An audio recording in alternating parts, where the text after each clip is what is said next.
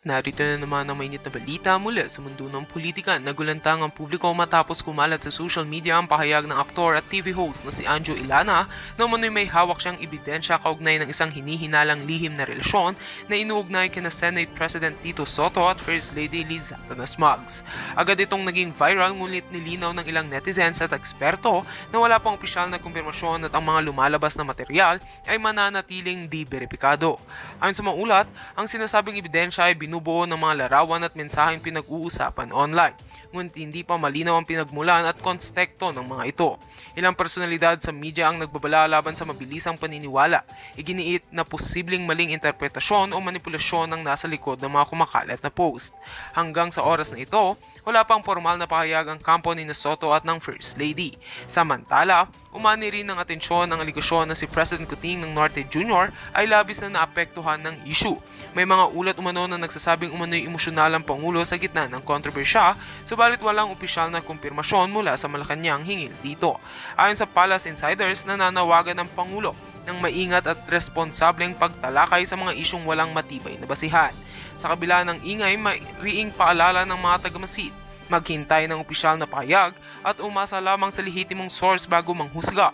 Sa panahon ng mabilis na pagkalat ng impormasyon, mahalagang pairalin ng kritikal na pag-iisip at iwasan ang pagpapalaganap ng haka-haka na maaaring makasira sa reputasyon ng mga tao sa institusyon. At yan nga ang mga balitang ating pagkakatutukan, at kung bago ka pa lamang sa aking channel ay huwag kakalimutang mag-like, share and subscribe para updated ka sa mga bagong balita dito sa Tatak Pinas.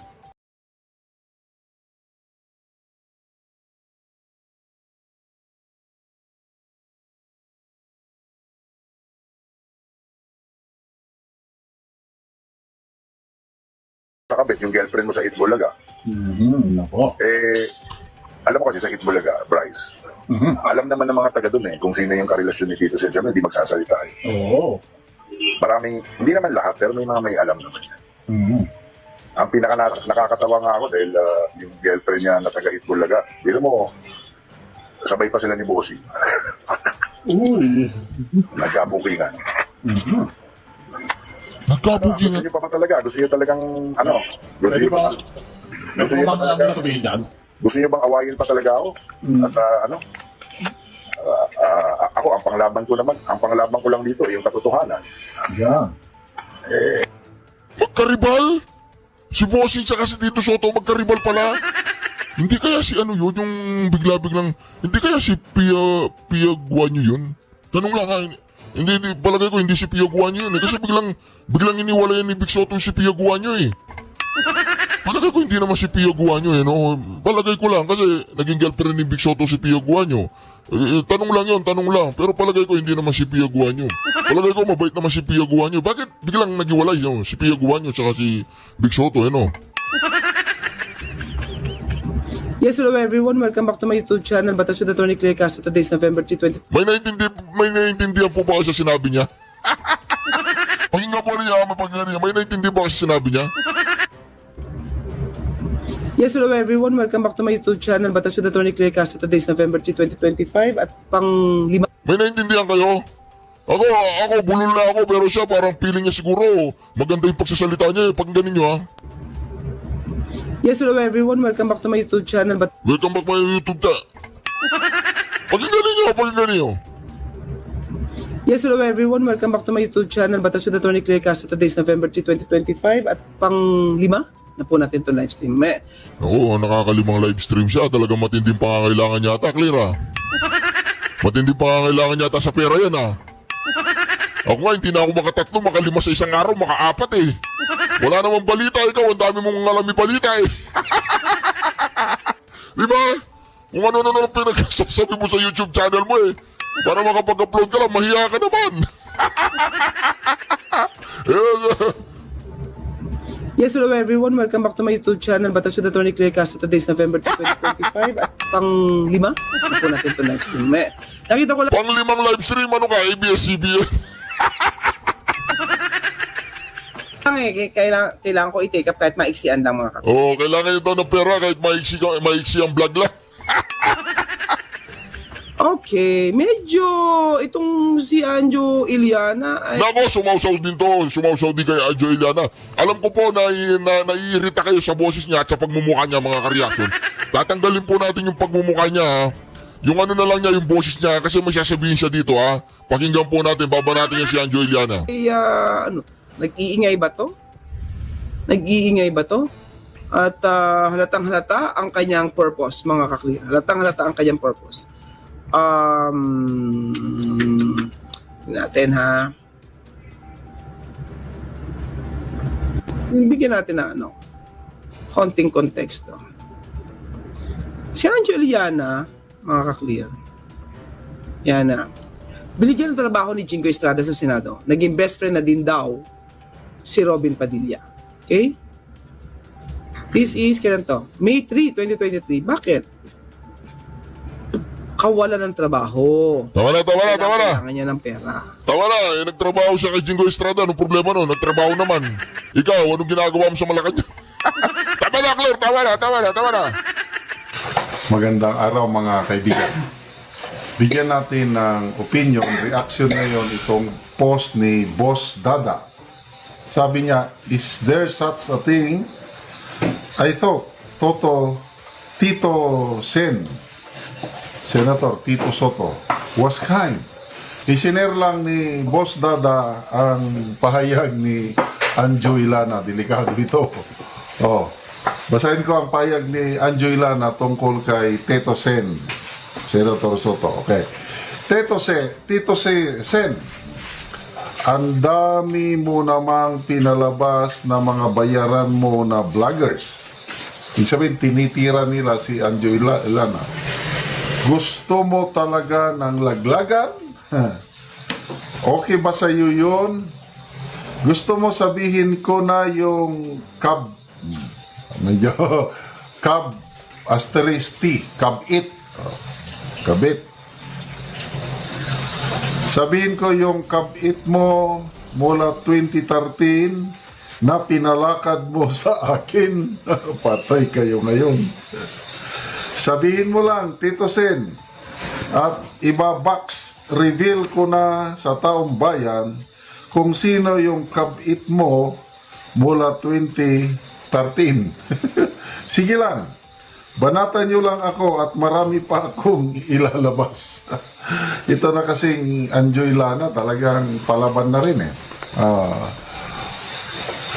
May post pa akong nabasa, sabi niya is, hindi ako takot sa TVG, Tito, Vic, and Joey. May sindikato dyan, sabi niya. Ano pa? Kasi si Anjo Iliana dating host din ng na kasama nila sa Itbulaga. So marami siyang alam. Ano pa? Tito Sen, sabi niya, maglabas ka na lang ng resibo mo. Yung pangako mo noon na yung buong sweldo mo, pag manalo ka,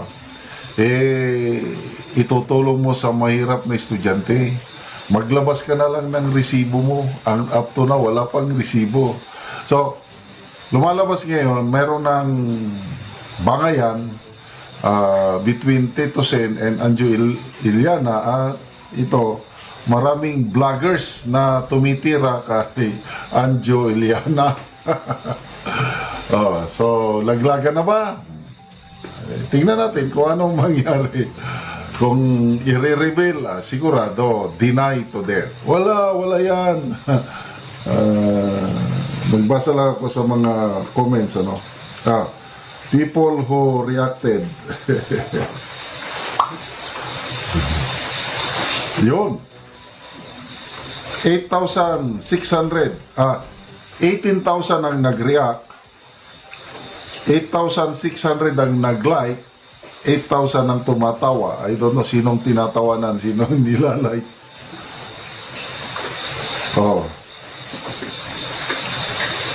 Boss Dada, wahaha, may kabit? Ethel Pineda, si Dr. Ethel ito. Lagot siya kay Helen. Ay siya, kabit reveal na yan. Alexandra Mayer, Booking, merong kabit, kaya pa na panay kurap sa kaban. Tayo na. Risa Siriaco, ganun. Shh. Labas. Dali ako, medyo maingay tumasok. Labas. May ganun pala, Tito Sin. Sinal ka rin pala, akala ko makabasag pinggan. Huli ka. Ayun. Anyway, speaking of Anjo Iliana, ano na ito, napuno na rin ng salok. Makita mo yung mga post niya, puros, puros mga pro-Duterte, puros anti-BBM ang kanyang mga posto. Matuturing ba nating kapwa nating DDS si Anjo Iliana? I hope so. Kasi yung isang hindi ko makalimutan na post or video niya, sabi niya, ang pinakamalinis na presidente hindi lang sa buong Pilipinas, kundi sa buong mundo ay si PBBM. Bakit? Palagi siyang naghuhugas kamay. So, anong mga paghuhugas kamay ng Pangulo? Una, ito daw, korupsyon ngayon, wala siyang kasalanan. Pasalamatan pa daw natin siya dahil siya ang nag-reveal. Siya ang nag-booking. Sabi naman ni Dr. Richard Mata, hindi po ang Lord po ang nag-reveal, nag-booking dahil after na magmayabang ang Pangulo sa kanyang SONA last year, yung 5,500 flood control projects, dumating kaagad ang Bagyo Katrina. At sunod-sunod na yan hanggang ngayon na nalaman na natin ang buong katotohanan kasi nga, I believe so, na talagang binuking sila ng Panginoon. So, bakit pumutok ng todo itong flood control anomaly na ito? Ayan, dahil sa una, nagmayabang. Pangalawa, yung pag-interview ni Julius Babaw at Corina Sanchez sa mag-asawang Diskaya. Doon na pornada o na nagalit ng taong bayan kasi nga kontraktor lang. Nung una naghihirap. Tapos sabi nila sa interview, paano kayo yumaman, naging bilyonaryo? Dahil sa DPWH. Birin mo yan, 40 luxury cars ang ibinida. Halos nakakalula. Plus mansion na bahay at iba pa. Kontraktor lang yan, ha. Iba pa yung mga mambabatas. Ano yung mambabatas? Aircraft naman, mga jet plane, mga helicopters. Nako, nakakatawa o nakakaawa si Saldico kasi viral ngayon yung video, kumakain siya sa isang restaurant sa isang bansa, nilapitan siya ng Pinay. Sir, kumusta na kayo? Mag-attend ba kayo ng ICI hearing? Nako, kumaripas ng takbo si Saldico, takip ang mata, takbo talaga palabas. Awang-awa, kawawa ang kalagayan nitong Saldico, wala na siyang sense of privacy at saka peace of mind. Kasi kahit saan siya magpunta, may mga Pilipino na nagmamasid. He can run, but he cannot hide from the eyes, angry eyes of Filipinos all over the world. Kawawa.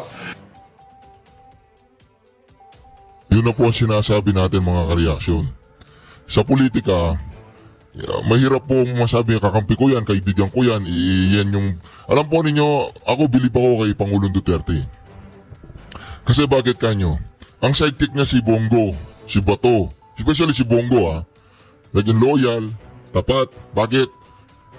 Kasi ang Pangulong Duterte mga kareaksyon, hindi siya katulad ni Tito Soto. Ang Pangulong Duterte, wag ka lang lalabag sa batas at magta-traitor sa bayan. Hindi kanya pakikialaman, re-respetuhin kanya . Wala siyang pakialam kung babayero ka, hindi ka babayero, basta ang pagmamahal sa bayan ang inuuna niya . Pero dito mga kareaksyon, itong si Tito Soto para yatang inaatake itong si Anjo Iliana ng mga trolls niya, no? Ang taon na lang, ilalatag ko na kung ano talaga nangyari dyan sa Itbulaga. O hindi ako takot sa TBJ, ano pinagsasabi niyo?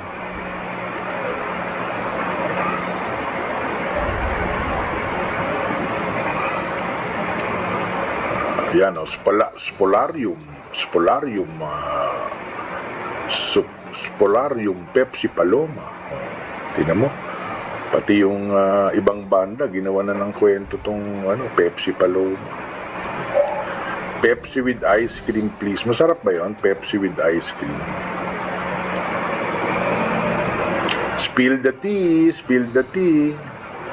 Oh, ayan na nga, may nag-spill na ako ng isang tea. Si Director Bert De Leon mula 1979 ay director ng Itbulaga. Bago namatay, umiiyak sa akin. Kasi pinagsasaksak siya sa likod, siniraan siya para matanggal siya bilang direktor. Pati yung asawa niya, yung naiwan niyang asawa, umiiyak sa akin dahil winalang hiya siya. Oo, plinano. Kaya may sindikato dyan sa Itbulaga. Masasama ibang tao dyan. Ang hindi lang masamang... Di ba mga kareaksyon? Kaya dito, palagay ko may kalalagyan itong si Tito Soto mga kareaksyon sa ginagawa niya ito kay Anjo Iliana. But I would imagine that his purpose here was Bigla pong naging spokesperson ni Donald Trump itong si Bongbong Marcos. Pakinggan po ninyo. I would imagine that his purpose here was to connect back with ASEAN and with South Korea and with Japan and then meet with Xi Jinping. And he was managed to... Kasi pagkatapos na yung meeting nila ni Xi Jinping, umuwi na kaagad.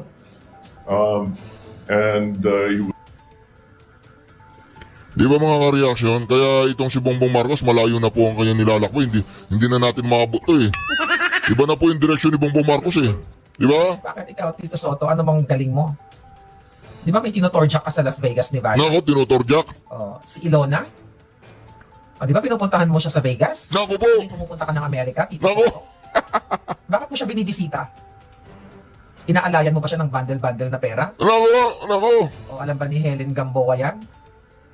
Oh, no. Maliban kay Pepsi, meron pa yan, sa Vegas. Pupunta siya dun eh. Anong ginagawa mo sa Las Vegas? Okay, ba't meron kang dinadalaw na certain Ilona? Nako po. Oh, anong kakayupan yan, Tito Soto? Kung makaarte kayo, mga hayop kayo. Grabe po yan, no? Kung makaarte kayo, mga hayop kayo. Yan ang sinasabi natin, Tito Sen, eh. Yan ang sinasabi kasi natin, mga kareaksyon. Mahirap kasi pag ikaw ay isang hindi marunong at least wag mong babuhin si Anjo Iliana. Mahirap yan eh pag binababoy mo si Anjo Iliana eh. Diba? Grabe na to eh. Ito si Bongbong Marcos po, papakita ko sa inyo. Bang bang bang bang bang bang bang bang bang bang. Yan po ang pagkakaiba ng Pangulong Duterte kay Bongbong Marcos. Ang Pangulong Duterte nasa gitna lagi oh. Lagi siya nasa gitna, katabi ni Xi Jinping, katabi ni Vladimir Putin. Si Bongbong Marcos po saan siya nilagay ito? Saan yan? Tignan nyo. Bang bang bang bang. Wala siya sa gitna. Si Xi Jinping, Korea, nasa siya ro. Ang Pangulong Duterte nasa gitna ha. Makapangyarihan siya eh. Oh. Si Bongbong Marcos, nandun po siya sa pinakadulo. Ayun o, tignan nyo. Ayun, nakita nyo si Bongbong Marcos, yun sa kamay, ayun o. Ayun, yung pinakadulo, para siyang salimpusa, yung ropor. Para siyang ropor. Para po siyang ropor, mga karyasong kawawang Bongbong Marcos, malapit na siya mapatalsik sa Malacanang. Yan, naririnig na natin yan, mga karyasong, hindi siya aabot ng 2028. Oh! Pero gagawin po nila lahat ng mga drastic measure. Gagawin po nila lahat para lamang talagang mapanatili at hindi makaupo si Sara Duterte. Pero mga ka-reaction, imposible po yan. Dahil ang taong bayan ay gigil na. Oh. I think, Ito naman tao na to, si Tonyo, to, ang iimbestigahan daw nila yung Dolomite Beach. Huwag nyo nang iimbestigahan yung Dolomite Beach. Ibalik nyo lahat ng basura doon sa Manila Bay. Big Soto yung si Pia Guanyo eh. Palagay ko hindi naman si Pia Guanyo eh, no? Palagay ko lang kasi naging girlfriend ni Big Soto si Pia Guanyo. Tanong lang. Pero palagay ko hindi naman si Pia Guanyo. Palagay ko mabait naman si Pia Guanyo. Bakit biglang nagiwalay yun? Si Pia Guanyo saka si Big Soto, eh, no? Yes, hello everyone. Welcome back to my YouTube channel, Batas with Attorney Claire Castro. Today is November 3, 20... May naiintindihan po ba kasi sinabi niya? Pakinggan po niya, may naiintindihan ba kasi sinabi niya? Yes, hello everyone. Welcome back to my YouTube channel, Batas with Attorney Claire Castro. Today is November 3, 2025 at pang-5... May naiintindihan kayo? Ako, bulol na ako pero siya parang feeling niya siguro maganda yung pagsasalita niya eh. Pakinggan ninyo ha.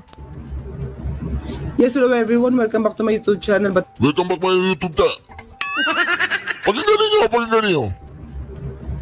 Yes, hello everyone. Welcome back to my YouTube channel, Batas with Attorney Claire Castro. Today is November 3, 2025 at pang-5 na po natin itong live stream. Oo, nakakalimang live stream siya. Talagang matinding pangangailangan yata, Clear. Matinding pangangailangan yata sa pera yan ha. Ako nga, hindi na ako makatatlo, makalima sa isang araw, makaapat eh. Wala namang balita, ikaw, ang dami mong alami balita eh.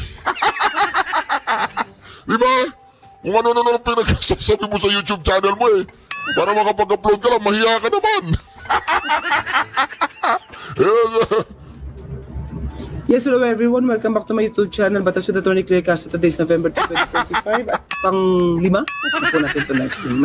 Nakita ko lang... Pang-5 live stream, ano ka, ABS-CBN? Kailangan ko i-take up kahit maiksian lang mga kapatid. Oo, kailangan ito ng pera kahit maiksi ang vlog lang. Okay, medyo itong si Anjo Iliana ay... Nako, sumausaw din kay Anjo Iliana. Alam ko po na naiirita kayo sa boses niya at sa pagmumukha niya mga kareaksyon. Tatanggalin po natin yung pagmumukha niya ha. Yung ano na lang niya, yung boses niya kasi may sasabihin siya dito ha. Pakinggan po natin, baba natin yan si Anjo Iliana. Nag-iingay ba to? At halatang halata ang kanyang purpose mga kaklir. Halatang halata ang kanyang purpose. Natin ha. Bigyan natin na konting konteksto.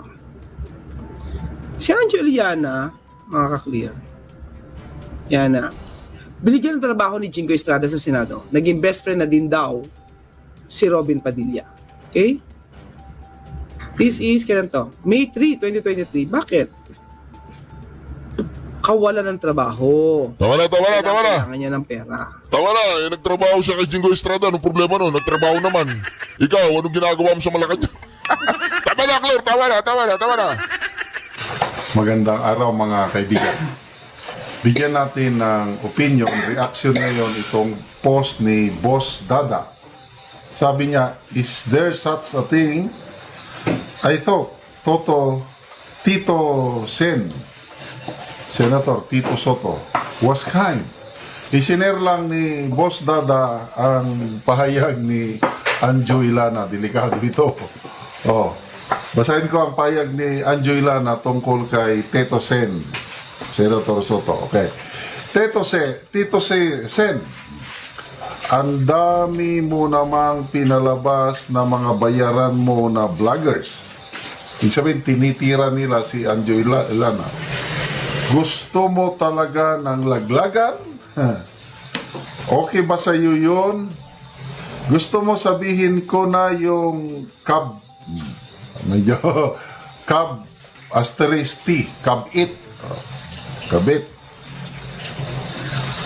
Sabihin ko yung kabit mo mula 2013 na pinalakad mo sa akin. Patay kayo ngayon. Sabihin mo lang, Tito Sen, at ibabox reveal ko na sa taong bayan kung sino yung kabit mo mula 2013. Sige lang, banatan nyo lang ako at marami pa akong ilalabas. ito na kasing Anjo Ilana talagang palaban na rin eh. May post pa akong nabasa, sabi niya is, hindi ako takot sa TVG, Tito, Vic, and Joey. May sindikato dyan, sabi niya. Ano pa? Kasi si Anjo Ilana dating host din ng na kasama nila sa Eat Bulaga. So marami siyang alam. Ano pa? Tito Sen, sabi niya, maglabas ka na lang ng resibo mo. Yung pangako mo noon na yung buong sweldo mo pag manalo ka, itutulong mo sa mahirap na estudyante. Maglabas ka na lang ng resibo mo. Ang up to now, wala pang resibo. So, lumalabas ngayon, meron ng bangayan between Tito Sen and Anjo Iliana at ito, maraming vloggers na tumitira kay Anjo Iliana. So, laglagan na ba? Tingnan natin kung anong mangyari. Kung i-reveal, sigurado, deny to death. Wala yan. Nagbasa lang ako sa